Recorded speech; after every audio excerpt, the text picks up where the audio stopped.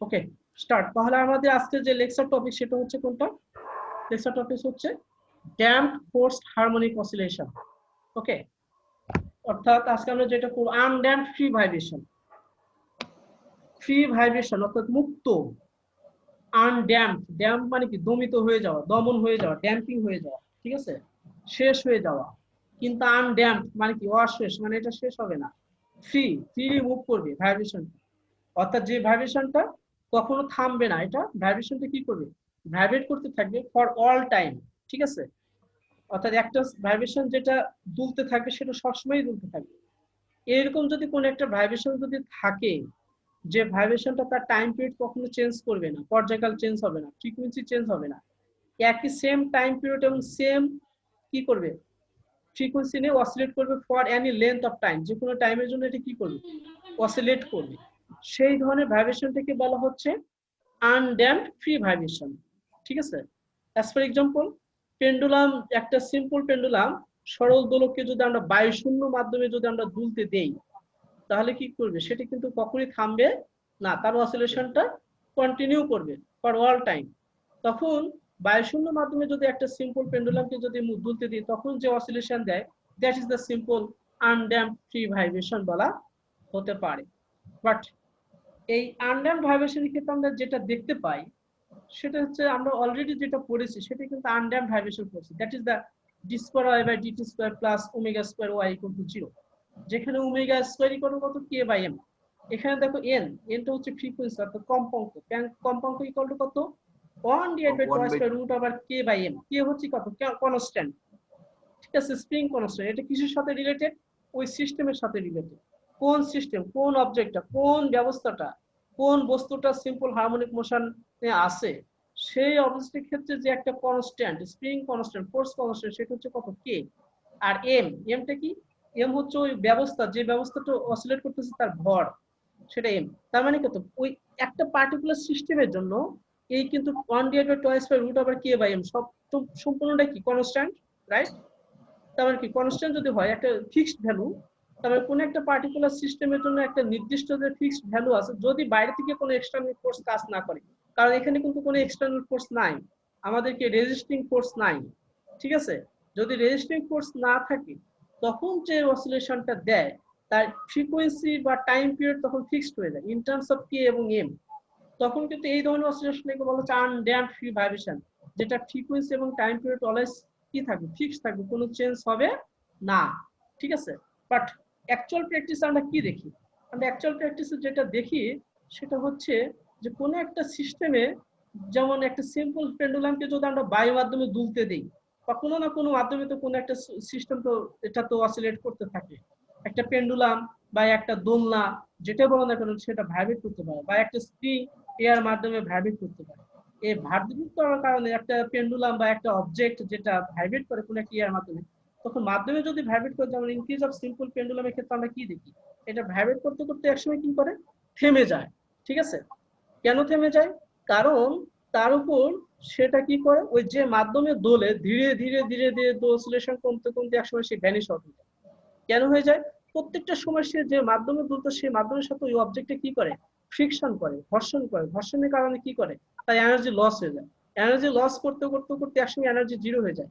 Energy loss করতে করতে একসঙ্গে এনার্জি যখন জিরো হয়, তখন অসিলেশনটা কি হয়ে যায়, ডাই আউট হয়ে যায়, ঠিক আছে। সার ধরনের এই ধরনের মোশন, যে ধরনের মোশনটা সময়ের সাথে সাথে অসিলেট করতে করতে একসময় ডাই আউট হয়ে যায়, তাদেরকে বলা হচ্ছে ড্যাম্প ভাইব্রেশন, ঠিক আছে। এখানে যে এনার্জিটা লস হয়ে যাচ্ছে, সেই এনার্জিটা কোথায় যাচ্ছে, সে এনার্জিটা কোথায় যাচ্ছে, সে এনার্জিটা যাচ্ছে হচ্ছে তার এনার্জিটা লস করে, সে এনার্জিটা হিট এনার্জিতে কনভার্ট হয়ে যাচ্ছে, ওই মিডিয়ামে হিট প্রডিউস করতেছে, ঠিক আছে। এনার্জিটা লস করে তার এনার্জিটা হিট এনার্জিতে কনভার্ট করে দিচ্ছে। ওকে, দ্যাট মিনস এখানে আমরা যে বিষয়টা বুঝতে পারি, যে এখানে নট অনলি একটা ফোর্স, আর একটা কিন্তু ড্রাইভিং ফোর্স আছে বাইরে থেকে। সেই ফোর্সটা কি, সেটা হচ্ছে তার একটা ভিসকাস ফোর্স অথবা ফ্রিকশনাল ফোর্স, ঘর্ষণ বল, ঘর্ষণ বল কাজ করতেছে। এবং এই ঘর্ষণ বল কাজ করার কারণে তার কি হচ্ছে, তার অসিলেশন অ্যামপ্লিটিউড ধীরে ধীরে ডিক্রিজ করতেছে, এনার্জি লস হয়ে যাচ্ছে। দ্যাট মিনস এখানে শুধুমাত্র একটাই ফোর্স না, এখানে দুইটা ফোর্স কাজ করবে, ঠিক আছে। That means the body executing simple harmonic oscillation in a damping medium will be simultaneously subjected to the following two opposing force. এখানে কিন্তু দুইটা অপোজিং ফোর্স, একটা হচ্ছে রেস্টোরিং ফোর্স যেটা অনলি মাত্র ফ্রি ড্যাম্প ভাইব্রেশনে ছিল, ফ্রি ভাইব্রেশনে ছিল, that is their restoring force is proportional to displacement, that is Fr equal to minus ky, এটা আমরা জানি প্রথম রেস্টোরিং ফোর্স। কিন্তু ইন কেস অফ মিডিয়ামে থাকার কারণে, মিডিয়ামে ফ্রিকশনাল ফোর্স থাকার কারণে সেখানে আরেকটা ফোর্স তৈরি হয়, that is the resistive or damping force কাজ করে, that is the viscous force বা ফ্রিকশনাল ফোর্স, যেটাকে এখানে বলা হচ্ছে রেজিস্টিভ or ড্যাম্পিং ফোর্স বলা। এখন এই রেজিস্টিভ ফোর্সটা কিসের উপর ডিপেন্ড করবে? যেমন কোন একটা মাধ্যমে যদি চলো, সেই মাধ্যমে কি যত ভেলোসিটি যত বেশি হবে ফ্রিকশন তত বেশি হবে, ঠিক আছে? কিন্তু ফ্রিকশনাল ফোর্স হবে কোন দিকে? তুমি যেদিকে মুভ করবে তার অপোজিট ডিরেকশন। দ্যাট মিন্স এখানে যেটা বলা হচ্ছে according to the scientist maths কে সেই that opposing resistive or damping force is proportional to the velocity of the oscillating body. Oscillating bodyটা যে ভেলোসিটিতে মুভ করে তার রেজিস্ট্যান্স ফোর্স তার অপোজিট প্রপোর্শনাল হবে, অর্থাৎ ভেলোসিটি যত বেশি হবে অসিলেটিং বা ড্যাম্পিং ফোর্সটা তত বেশি হবে। That means FD damping force is proportional to velocity V। যখন প্রপোর্শনাল সাইন উঠে যাবে তখন FD ইকুয়াল টু কত হবে? Minus mu V. এখানে মাইনাস কিটা বোঝাচ্ছে? মাইনাস দিয়ে বোঝাচ্ছে ডিরেকশন, কিসের ডিরেকশন? এই যে যেটা সরি যেটা ড্যাম্পিং ফোর্সটা is opposite to the velocity, অর্থাৎ ভেলোসিটি যেদিকে মুভ করবে ড্যাম্পিং ফোর্সের ডিরেকশন হবে তার অপোজিট ডিরেকশন। আর এখানে একটা constant that is the mu is a constant that is called the constant of proportionality, একটা সমানুপাতিক ধ্রুবক। এটা একটা পজিটিভ কনস্ট্যান্ট মিউ এবং called the damping coefficient of the মিডিয়ামের ড্যাম্পিং কোএফিসিয়েন্ট বলা হচ্ছে, may be referred as the resistive আর destructive force per unit velocity per unit. অর্থাৎ এখানে আমি যদি একটু ইকুয়েশনটা কিন্তু আমি একটু রিঅ্যারেঞ্জ করে লিখতাম তাহলে কিন্তু মিউ ইকুয়াল টু কত হতো? মিউ ইকুয়াল টু হয়ে যেত FD divide by V. That means V equal to 1 হলে mu equal to of D, তার মানে ভি ইকুয়াল টু 1 মানে কত? ইউনিট ভেলোসিটির জন্য যে পরিমাণ ফোর্স FD সেটা হচ্ছে মিউ হয়ে যাচ্ছে, ঠিক আছে? এই মিউটা ডিপেন্ড করতেছে হচ্ছে নেচার অফ দ্য মিডিয়াম। বিভিন্ন ন্যাচারাল মিডিয়ামের জন্য বিভিন্ন রকম এই মিউ এর ভ্যালু। যেমন এয়ার মিডিয়ামের frictional force in general water মিডিয়ামের চাইতে অনেক কম হবে। দ্যাট মিন্স এয়ার মিডিয়ামের চাইতে ওয়াটার মিডিয়ামের মিউ এর ভ্যালু বেশি হবে, ঠিক আছে? এটা হচ্ছে তোমার মিডিয়াম ক্যারেক্টারিস্টিক্স বলা হচ্ছে, ঠিক আছে? তাহলে টোটাল ফোর্স কত? টোটাল ফোর্স হচ্ছে দুইটা। This force will be the driving force, that means in this case অর্থাৎ in case of damping vibration equation of force কত হবে? ফোর্স ইকুয়েশন হবে হচ্ছে FR frictional force plus damping force equal to হচ্ছে MA। Frictional force কত? Minus KY, আর damping force হচ্ছে minus mu. আচ্ছা, ভেলোসিটি কত? ডিসপ্লেসমেন্ট যদি y হয় তার ভেলোসিটি কত হবে? dy by dt, right? তারপর হচ্ছে MA, হচ্ছে অ্যাক্সিলারেশনটা কত? d square y by dt square. এখন সবগুলো টার্ম যদি আমি লেফট হ্যান্ড সাইডে নিয়ে আসি তাহলে কিন্তু ইকুয়েশনটা কিভাবে লেখা যায়? m d square y by dt square plus mu dy by dt plus ky equal to 0, ঠিক আছে?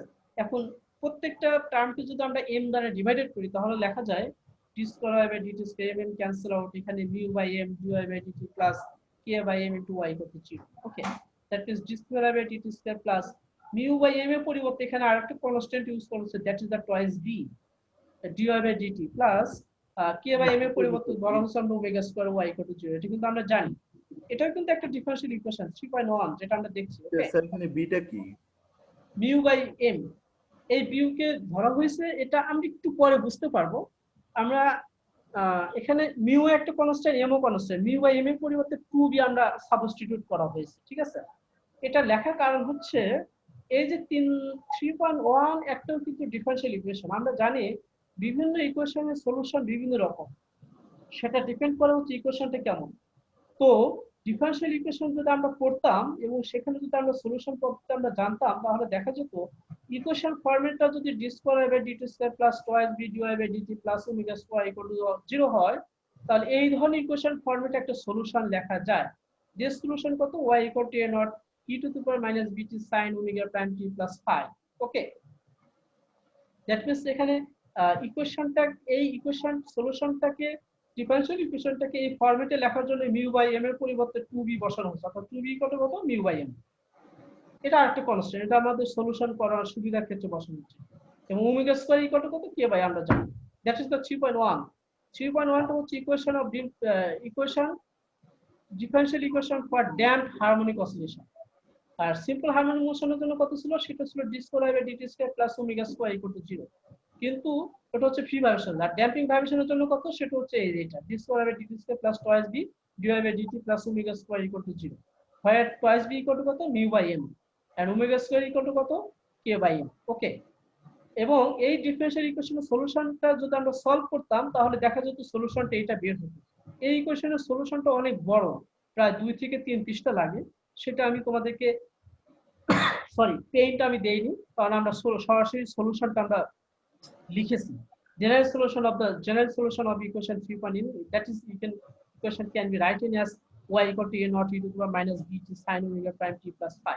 That is the displacement equation under damped vibration. অর্থাৎ কোন একটা সিস্টেম যদি ড্যাম্পিং ভাইব্রেশনে থাকে তার ডিসপ্লেসমেন্ট ইকুয়েশন 3.2 আকারে লেখা যায়। ঠিক আছে, এখন এই displacement equation of the particular under damped vibration oscillation অ্যামপ্লিটিউডটা কত, অ্যামপ্লিটিউড হচ্ছে a naught e to the power minus bt। এখন বি কত, এখানে দেখো অ্যামপ্লিটিউডটাকে লেখা হচ্ছে B, A not E to the power minus BT. এখন এই বিটা কত, আমরা জানি 2b equal to mu by M, তাহলে বি ইকুয়াল টু কত হবে, মিউ বাই টয়েস এম। আমি যদি সেটা বসাই, a not E to the power minus mu t, অর্থাৎ বি এর ভ্যালু যদি মিউ বাই টয়েস এম বসাই তাহলে কত হবে, e to the power minus mu T divide by twice m. Okay, আর এই ইন কেস অফ ড্যাম্পিং ভাইব্রেশনের ক্ষেত্রে ফ্রিকোয়েন্সি কত, frequency omega prime equal to power omega square minus b square, omega square equal to কত, k by m। that means in case of damping vibration এর ক্ষেত্রে frequency omega prime ওই আসলো sir, আগে তো আমরা ইকুয়েশন বি টা দেখিনি, মানে ওমেগার ক্ষেত্রে এখানে ওমেগা ইয়াটা যেটা করলেন ফ্রিকোয়েন্সি, হ্যাঁ omega dash equal to root over omega square minus B square, sir beta কোথা থেকে আসলো? হ্যাঁ, এটা তো হচ্ছে যে যদি আমরা 3.2 নাম্বার 3.1 নাম্বার ইকুয়েশন যদি আমরা সলিউশন করতাম তাহলে ওমেগা প্রাইম ইকুয়াল টু এই ধরনের ভ্যালু পাইতাম। কথা বুঝতে পারছো? কিন্তু সেই সলিউশনটা তো আমরা স্কেপ করে আসছি, জাস্ট আমরা সলিউশনটা লিখেছি, কিন্তু কিভাবে সলভ করতে হয় সেই সলিউশনটা তোমাদের এখানে দেখানো হয়নি। আমি সেটা আমরা বলছি কেন দেখানো হয়নি, কারণ এটা সলিউশনটা অনেক বড়, যেটা অনলি মাত্র ম্যাথমেটিক্যাল ক্যালকুলেশন। ঠিক আছে, সেটাকে আমি স্কেপ করে, অর্থাৎ ম্যাথমেটিক্যাল বিষয় না জানলে টোটাল ফিজিক্স দেখার চেষ্টা করছি এখানে, যে সলিউশনটা যদি এরকম হয় তাহলে কি হয়, ইন কেস অফ আমরা ওখানে কি দেখেছিলাম, ওমেগা ইকুয়াল টু কত, omega equal to root over K by m. কিন্তু in case of damping vibration omega prime অর্থাৎ ফ্রিকোয়েন্সি ইকুয়াল টু কত, root over K by M minus mu square divide by 4 M square. এখানে একটা কিন্তু damping part চলে আসছে mu এর জন্য। ঠিক আছে, that means in case of damping vibration omega prime equal to root over K by M minus mu square divide by 4 M square. ঠিক আছে, দিস ইজ দ্য আমাদের অ্যামপ্লিটিউড এবং ফ্রিকোয়েন্সি আমরা দেখলাম in case of damping vibration, এবং 3.2 equation gives the displacement equation. এবং এখানে দেখো একটা ফিগার আছে, ফিগারটা কি বলতেছে, এই যে দেখো যখন টাইম টি ইকুয়াল টু 0 তখন কিন্তু অ্যামপ্লিটিউডটা অনেক বেশি, টাইম বাড়তেছে, অসিলেশনটা চলতেছে, বাট আলটিমেটলি তা কি হচ্ছে, অ্যামপ্লিটিউডটা কমতেছে, কমতে কমতে কমতে কমতে কমতে কমতে এক সময়টা কি হয়, অসিলেশনটা ডায়ার্ট হয়ে যাচ্ছে। তার মানে কি, তার অ্যামপ্লিটিউডে যেটা ডিক্রিজিং হচ্ছে। ঠিক আছে, অ্যামপ্লিটিউডটা কি হচ্ছে, ডিক্রিজিং হচ্ছে, অর্থাৎ কমে যাচ্ছে, কি আকারে, এক্সপোনেনশিয়াল আকারে। এই যে এখানে একটা এক্সপোনেনশিয়াল টার্ম আছে, ই টু দি পাওয়ার, এই যে amplitude E to the power minus mu T divide by twice M. ঠিক আছে, এখানে দেখো ল্যামডা আছে, অর্থাৎ বি এর পরিবর্তে এখানে ল্যামডা আছে, অর্থাৎ এখানে বি যা ল্যামডা তো একই। ঠিক আছে, অর্থাৎ এর অ্যামপ্লিটিউডটা এক্সপোনেনশিয়ালি কমে কমে এক সময় কি হয়ে যায়, অসিলেশন ডায়ার্ট হয়ে যায়। That is the graphical representation of damping vibration. Anyone any question on the damping vibration?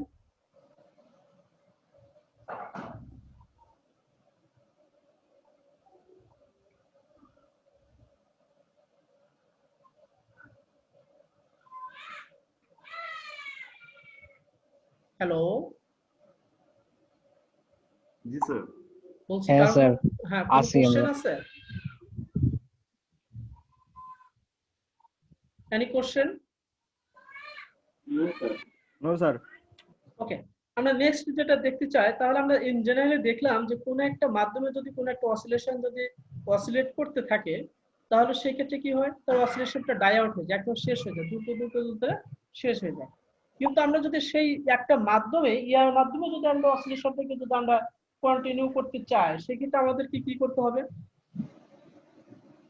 কোনো একটা দোলনা বায়ুর মাধ্যমে দুলতেছে, দুলতে ওটা থেমে যাচ্ছে, কিন্তু আমরা ওটাকে দোলনাতে দোলন রাখতেই চাই, ও অসিলেশন রাখতেই চাই, সেক্ষেত্রে আমাদেরকে কি করতে হয়, বায়ুশূন্য অবস্থায় রাখলে স্যার অবশ্যই দুলতে থাকবে ওটা। হ্যাঁ, এখন বায়ু শূন্য তো করা যাচ্ছে না, এখন বায়ুর মাধ্যমে আমরা এটাকে দোলনে রাখতে চাই, তাহলে কি করতে হবে? তাহলে সিলিন্ডার ক্ষেত্রে সবসময় হাত দিয়ে ধরলে মানে হাত ওখানে তো স্পর্শ করা যাবে না। স্পর্শ না করলেও তো ওটা থেমে যাবে, কারণ বায়ুর মাধ্যমে তো ওটা আমরা আলটিমেটলি ধীরে ধীরে থেমেই যায়। থেমেই যাবে তো। তাহলে কিন্তু ওটাকে যদি আমরা অসিলেশনে রাখতে চাই তাহলে কি করতে হবে?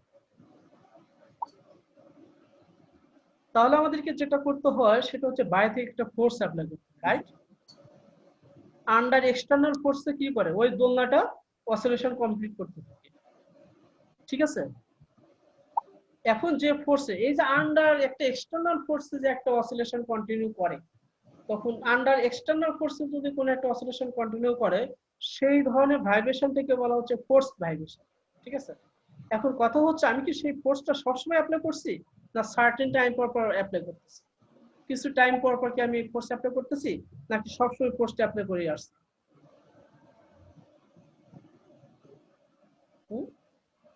আমি যে ফোর্সটা অ্যাপ্লাই করছি সেটা কিন্তু সার্টেন টাইম পর, অর্থাৎ কিছু সময় পর পর আমি একটা ফোর্স অ্যাপ্লাই করি, রাইট? যেমন আমি দোল দিলাম, আবার যখন আসো তখন আবার ধাক্কা দিলাম, আবার যখন আসবে তখন আমি আবার ধাক্কা দিলাম, ঠিক আছে? আমি জি কি স্যার। করতেছি, সার্টেন টাইম পর পর আমি একটা ফোর্স অ্যাপ্লাই করছি। এই ফোর্স যে অ্যাপ্লাই। সার্টেন, হ্যাঁ, এনি প্রবলেম?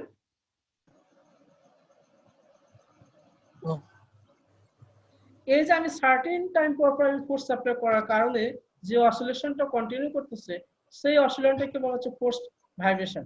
আর এই যে আমি ফোর্স অ্যাপ্লাই করতেছি, সেই কিন্তু ফোর্সটা কিন্তু কনস্ট্যান্ট ফোর্স না, যে সবসময় ফোর্স অ্যাপ্লাই করছি তা না, সার্টেন অর্থাৎ কিছু সময় পর পর আমি ফোর্স অ্যাপ্লাই করছি। এই জন্য যে ফোর্সটা বলা হচ্ছে সেটা হচ্ছে এক্সটার্নাল পেরিওডিক ফোর্স বলা হয়, ঠিক আছে? কি ফোর্স?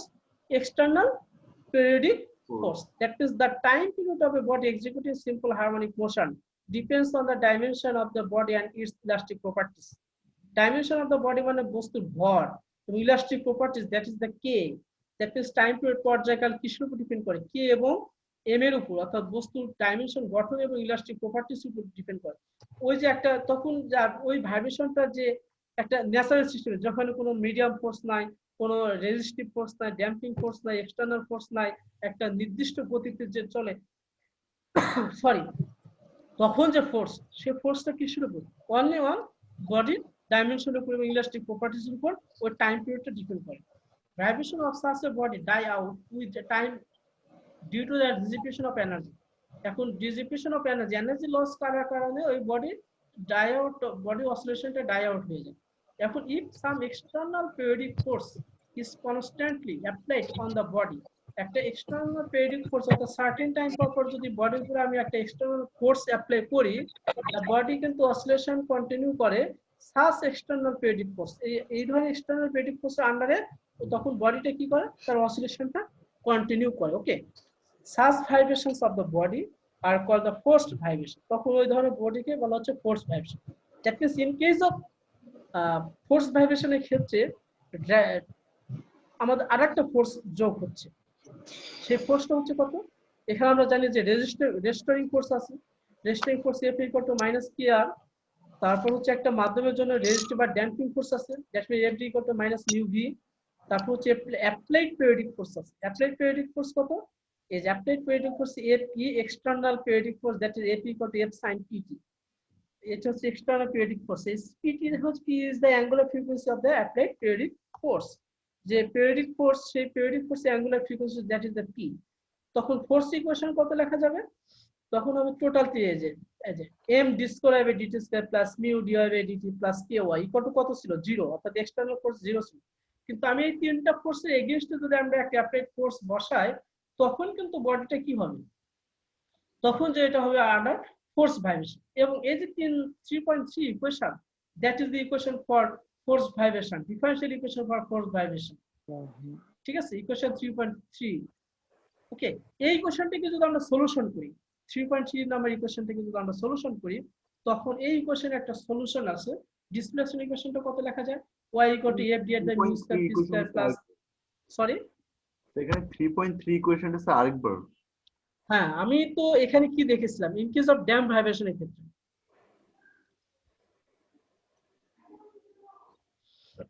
ড্যাম্প ভাইব্রেশনের ক্ষেত্রে টোটাল ফোর্স কত, এখানে তিনটা ফোর্স, এখানে দেখো এই একটা ফোর্স, এই একটা ফোর্স, এই একটা force, G sir. Total force equal to কত হয় 0, তখন কিন্তু অসিলেশনটা ডাই আউট হয়ে যায়, ঠিক আছে। কিন্তু ডাই আউট যদি আমরা করতে না চাই তখন কি করতে হবে, এই তিনটা ফোর্সের অপোজিট ফোর্সে আমাকে আরেকটা এখান থেকে এই তিনটা ফোর্সে ইকুয়াল আমাকে একটা ফোর্স অ্যাপ্লাই করতে হয়, যে ফোর্সের কারণে আমাদের অসিলেশনটা কন্টিনিউ করে। এই তিনটা ফোর্সের এগেইনস্ট আমি যে ফোর্স অ্যাপ্লাই করি সেটা ফোর্সটা কি ফোর্স, সেটা হচ্ছে আমাদের এক্সটার্নাল ফোর্স। সেই এক্সটার্নাল ফোর্সটা কত, F sine PT, F external periodic force, ওই জন্য সাইন ইন টার্মস অফ সাইনের মাধ্যমে লেখা হয়েছে, ঠিক আছে। ওখানে তিনটা কি ফোর্সটা মিলে এফই ফোর্স, মানে ওখানে যেটা আপনি F equal to sine pt এরকম? না না, F e equal to F sine pt, total ফোর্সটা হচ্ছে এফ সাইন পিটি, জি স্যার। ঠিক আছে। সেই ফোর্সটা হচ্ছে এই তিনটা ফোর্সের ইকুয়াল, যখন বসাবো তখন এটা ফোর্স ভাইব্রেশনের ইকুয়েশন হয়ে যাবে। জি স্যার, ঠিক আছে। ঠিক আছে, এই যে এটা হচ্ছে ফ্রিকশনাল ফোর্স আছে, তারপরে এটা হচ্ছে রেজিস্টিং ফোর্স আছে, রেস্টোরিং ফোর্স আছে, রেজিস্টিভ ফোর্স, আর হচ্ছে অ্যাপ্লাইড পিরিয়ডিক ফোর্স হচ্ছে এফ সাইন পিটি। তখন আমাদের ইকুয়েশন কত লেখা যায়, তখন হচ্ছে এই যে তিনটা ফোর্সের ইকুয়াল টু হচ্ছে এক্সটার্নাল ফোর্স, বাইরে থেকে এই তিনটা ফোর্স তো আমাদের ড্যাম্পিং মিডিয়ামের জন্য এই ফোর্স, রেস্টোরিং ফোর্স এটা হচ্ছে আমাদের যে ফোর্সটা আছে সেই ফোর্সটা হচ্ছে এই রেস্টোরিং ফোর্স এগেইনস্ট যে একটা ফোর্স ক্রিয়েট হয় সেটা হচ্ছে এইটা।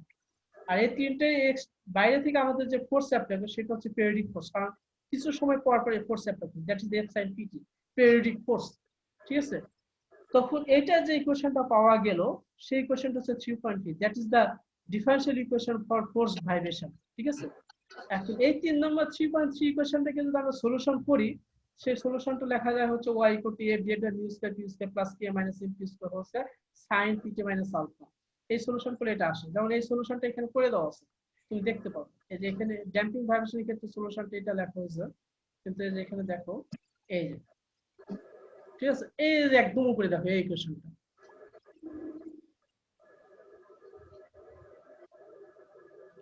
এই যে 1.1, এই যে m d square by dt square plus ky plus mu dy by dt equal to f sin pt। এটাকে যে এখান থেকে সলিউশন করা শুরু হয়েছে, সলিউশন করে এই যেগুলো ক্যালকুলেশন করে আসে আমরা টোটালি ফাইনাল সলিউশনে যে দেখো ইকুয়েশন 22 নাম্বার ইকুয়েশন যেটা, দিস ইজ দ্য সলিউশন, ঠিক আছে। সেই সলিউশনটা আমরা ডাইরেক্টলি ইউজ করছি, আমরা এখানে লিখি নাই।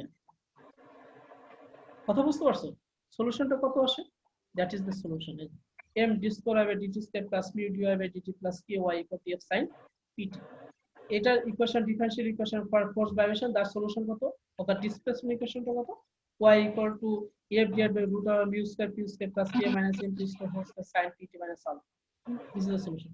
এখানে অ্যামপ্লিটিউড কত, in case of force vibration amplitude হচ্ছে দিস ফ্যাক্ট, এটা হচ্ছে amplitude, a divided by mu square, amplitude কিসের উপর ডিপেন্ড করতেছে, মিউ, ফ্রিকশনাল ফোর্স সেটা কনস্ট্যান্টের উপর ডিপেন্ড করতেছে।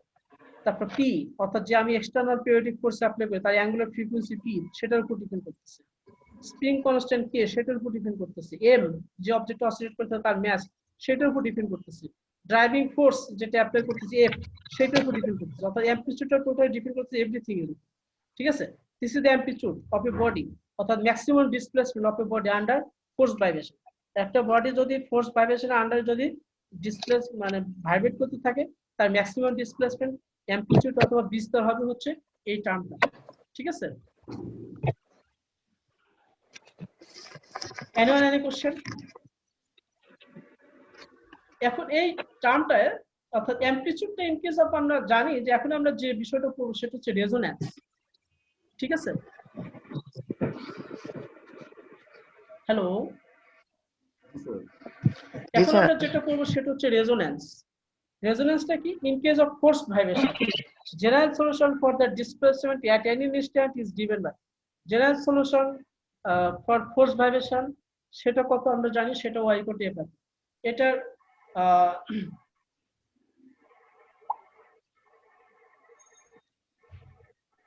সেই ক্ষেত্রে আমাদের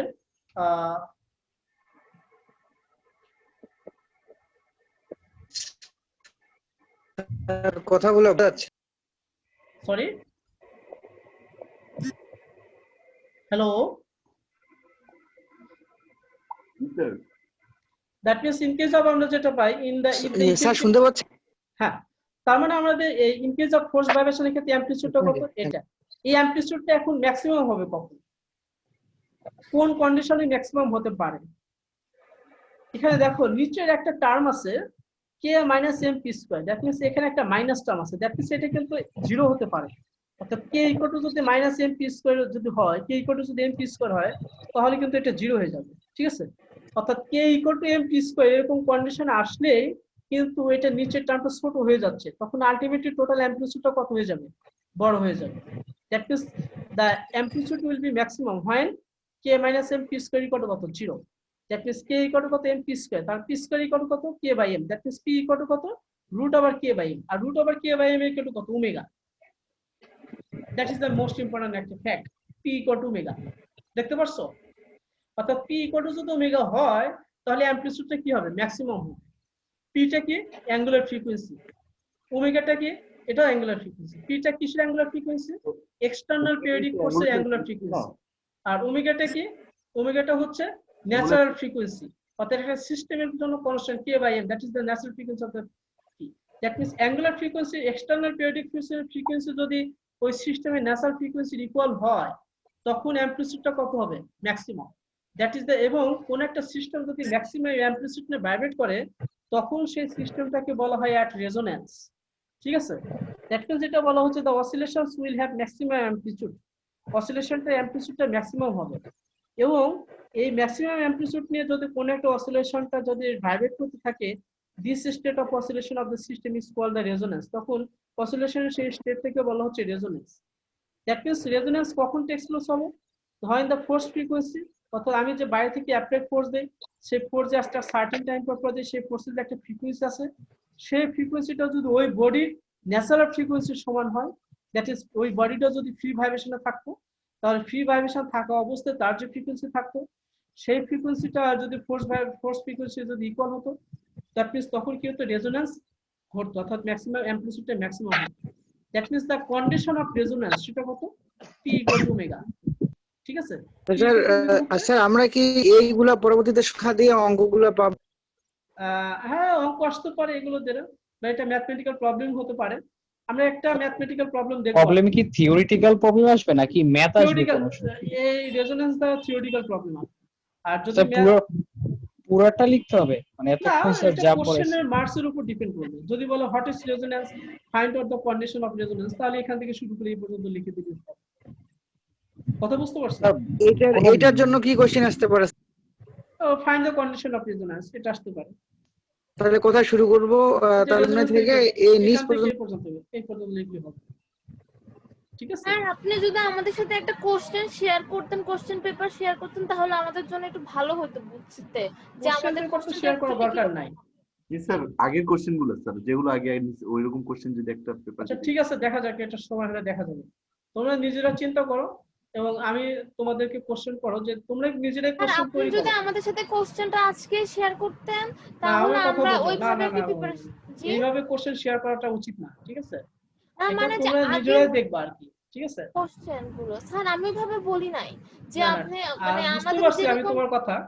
আমি একটা তোমাদের কোশ্চেন ফরম্যাট চাচ্ছ, সেই অনুযায়ী তোমরা তাহলে বুঝতে পারো যে এই ধরনের কোশ্চেন হলো কোন ধরনের অ্যান্সার, কিন্তু সেটা আসলে উচিত না আর কি, ঠিক আছে। তোমাকে কিছু আন্ডারস্ট্যান্ডিং লেভেল তোমাকে নিজে থেকেই তৈরি করতে হবে, কারণ তুমি বুঝতে পারবা যে এই অ্যান্সারটা কি, এটা একটা কিন্তু, বা এটা কোশ্চেনটা কি আসতে পারে, সেটা কিন্তু একটা এক্সামে পার্ট। যদি স্যার এক মার্কের অ্যানসার কোশ্চেন থাকে হোয়াট ইজ রেজোন্যান্স, হ্যাঁ যদি এক মার্কের স্যার আমি ওইভাবে বলি না, আমি জাস্ট বললাম আমাদের কোশ্চেন অ্যাবাউট এত কোনো নলেজ নাই। যদি আমরা একটা কোশ্চেন মানে দেখতাম নলেজ তৈরি হয়ে যাবে, ঠিক আছে। বুঝতে পারছি আমি তোমার কথা। স্যার আজকে মতো এখানেই শেষ? একটু ব্যাপার আছে, একটু আমরা পড়ি, আমরা তারপরে কথা বলি, ঠিক আছে। স্যার আমার নেট একটু ঝামেলাতে আছে, সমস্যা নেই। আচ্ছা, অ্যাট রেজোন্যান্স তাহলে অ্যামপ্লিটিউডটা কত হচ্ছে, অ্যামপ্লিটিউড হচ্ছে এই টার্মটা 0, তার মানে থাকে f ডিভাইড বাই কত হয়ে যায়, mu square P square cancel out হয়ে গেলে শুধুমাত্র এটা তো 0, তখন কিন্তু হয় f divide by mu p. That means f by mu p এর ভ্যালু কত, root over k by m, that means root over কত হয়ে যায়, নিচে যদি বসাই m by k, that is the amplitude at resonance, ঠিক আছে। এখন এখানে একটা ম্যাথমেটিক্যাল প্রবলেম আছে, দেখো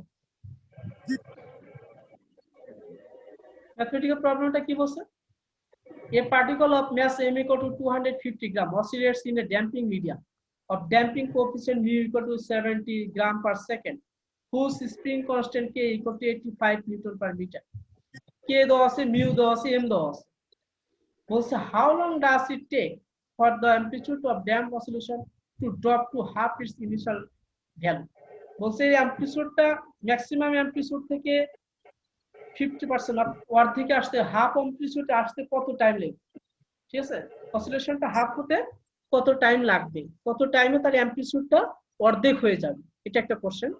তারপর বলছে কত টাইমে তার অ্যামপ্লিটিউডটা, how long does it take for the amplitude of the damping oscillator to drop half its initial value, এটা একই রকম। এখানে একটা কোশ্চেন একটু ভুল আছে, how long does it take for the amplitude হবে না, kinetic energy of the damping to drop of half, এখানে কাইনেটিক এনার্জির জন্য বের করতে বি নাম্বারটা। কি হবে স্যার, কাইনেটিক নাকি? হ্যাঁ, এখানে অ্যামপ্লিটিউড আছে না, এই অ্যামপ্লিটিউডের পরিবর্তন হবে হচ্ছে কাইনেটিক এনার্জি, ঠিক আছে। এবং কাইনেটিক এনার্জি দ্বারা তোমরা ম্যাথটা হচ্ছে তোমাদের জন্য হোমওয়ার্ক থাকবে। এবং ফার্স্ট হচ্ছে কোশ্চেন, প্রথম যে কোশ্চেনটা, এই সিস্টেমটার অ্যামপ্লিটিউড অর্ধেক হতে কত সময় লাগবে সেই টাইমটা বের করতে হবে, সেটা সলিউশনটা এখানে করে দেওয়া আছে। আমরা জানি অ্যামপ্লিটিউড এট টাইম টি, টি টাইমে তার অ্যামপ্লিটিউড কত, a naught e to the power minus mu t divided by twice m, এটা হচ্ছে amplitude. it has the value a naught when t equal to 0, তখন তার অ্যামপ্লিটিউড কত, a naught। দ্যাট মিন্স আমরা পাই এই অ্যামপ্লিটিউডটা কখন ইকুয়াল টু এটা অর্ধেক হবে, অর্থাৎ a naught e to the power minus mu t divided by twice m equal to half a naught, অর্থাৎ এটা অ্যামপ্লিটিউড টি টাইম অ্যামপ্লিটিউডটা তার অরিজিনাল অ্যামপ্লিটিউডের অর্ধেক কখন হবে সেই টাইমটা হবে, অর্থাৎ এটা ইকুয়াল টু, এইটা কন্ডিশন থেকে আমরা a naught cancel out, e to the power minus mu t divided by twice m equal to half। এখন বোথ সাইডে যদি আমরা ln নিই তাহলে এক্সপোনেনশিয়াল উঠে যাবে, that means mu t divided by twice m equal to ln half। এখান থেকে t ইকুয়াল টু কত হবে, মাইনাস টা এদিকে চলে আসবে, minus t ln half mu t calculate করলে, এখানে ক্যালকুলেশন করলে 5 সেকেন্ড, অর্থাৎ 5 সেকেন্ড পর তার অ্যামপ্লিটিউডটা কত হয়ে যাবে, অর্ধেক হয়ে যাবে। এই যে amplitude is half of the initial amplitude, অর্ধেক, সেই কন্ডিশন থেকে আমরা t এর ভ্যালুটা বের করছি, ঠিক আছে। তার কোনো কোশ্চেন নাই। বি নাম্বারটা যেটা স্যার কাইনেটিক এনার্জি কথা বলেন, কাইনেটিক এনার্জিটা কখন হাফ হবে, half M V square equal to half M V square, ঠিক আছে। ভি ম্যাক্স একটা আর হচ্ছে সাধারণ ভি ম্যাক্স হবে, সেই কন্ডিশন থেকে কত হবে সেটা নিজেরা ট্রাই করবে,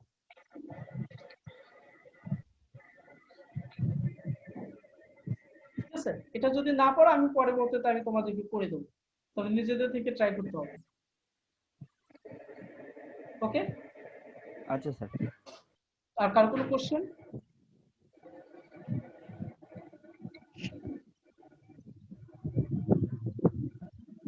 আপাতত নাই, আরেকবার স্যার যখন ওকে, বলবো আমরা স্যার এটা। নেক্সট ক্লাসে যখন আসবো তখন এটা একটু রিভিউ একটা ক্লাস, ওকে। জি স্যার। এখন আমি জানতে চাচ্ছি আমাদের নেক্সট ক্লাসটা কোন দিন, আগামী মঙ্গলবার হবে একই টাইমে? স্যার আপনি এটা অ্যানাউন্সমেন্ট করবেন বলছিলেন আজকে স্যার। হ্যাঁ, আচ্ছা, তোমাদের এখানে গ্রুপ থেকে একটা আলোচনা আসছিল, সেটা আমাকে একজন জানাইছে, সেটা হচ্ছে টাইমটা চাচ্ছে সোমবার আর মঙ্গলবার বিকাল 5টায় স্যার। বিকাল 5টায়। এটা কি তোমরা কন্টিনিউ করবে? আচ্ছা, বিকাল 5টায় হলে যেটা হয়ে যায় সেটা হচ্ছে যে মাগরিবের আজান দেওয়ার মতো টাইম হয়ে যায়, সেটা একটা প্রবলেম। তো এটা একটু আগিয়ে নেওয়া যায়, 7টায় করলে কেমন হয়? তাই স্যার 7টায় করলে আরো ভালো, বাস 6টায় করতে পারেন, 6টা 6:30। না 6টা স্যার বেশি হয়ে যায়, 6টা 8টা হইলে ভালো হয় আর কি। তার 7টা কিংবা 8টা ঠিক আছে। 7টায় নেওয়া যায় না, কি বলো? জি স্যার। জি স্যার 7টায় দিলে ভালো হয়। 8টা পারফেক্ট স্যার। স্যার 8টা হইলে বেশি ভালো হয় স্যার। 8টায় হলে বেশি ভালো হয়। এখন স্যার সবার মতামত প্রবলেম করে বেশিরভাগ টাইমে বাফারিং করে। আজকে তো করলাম কই বাফারিং হ্যাঁ, তো আমার করলাম এখানে না। আর প্রবলেম হবে না, হ্যাঁ হ্যাঁ। আমার নেট প্রবলেম আর নেই, ওকে। তাহলে স্যার 8টা দিয়ে ভালো হবে। আচ্ছা তাহলে কি 8টাতে থাকবে? স্যার 8টা হইলে ভালো হয় আর কি, এখন সবার মতামত সব বাকিটা কি। আচ্ছা, এলাহি সোম আর মঙ্গল পরপর 2 দিন হয়ে যায় না? তাহলে আমাদের যে টাইম আছে এইভাবেই থাক, নাকি বলো? মঙ্গলবার বৃহস্পতিবার থাকলে ভালো হবে। না বৃহস্পতিবারটা তো তোমরা সবাই বলছিলা যে তোমরা 4 দিন ক্লাস নিয়ে আসতে যাচ্ছ, সেজন্য আমি মানে স্যারের ক্লাসটা মানে সোমবার নিয়ে আসতে যাচ্ছি নাকি বৃহস্পতিবারটা।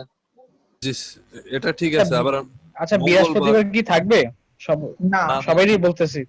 না না বৃহস্পতি শুক্র শনি আমাদের বন্ধ থাকবে। 4 দিন ক্লাস দিলে ভালো হয়। আচ্ছা সবাই এখানে তো ব্ল্যাঙ্কস দেওয়ার কিছু বিষয় নেই, তোমার তো পায়ে হেঁটে ক্যাম্পাসে আসতে হচ্ছে, বাসা থেকে ক্লাস করলে সমস্যা কি? ক্যাম্পাসে গেলেই মনে হয় এলামে কি বারে স্যারের ই বলছে সোম মঙ্গলবার না? সবাই আমাকে বলছিল যে স্যার মানে ওরা চাইছিল মানে শনি মানে রবি থেকে বুধবারের ভিতর রাখার জন্য।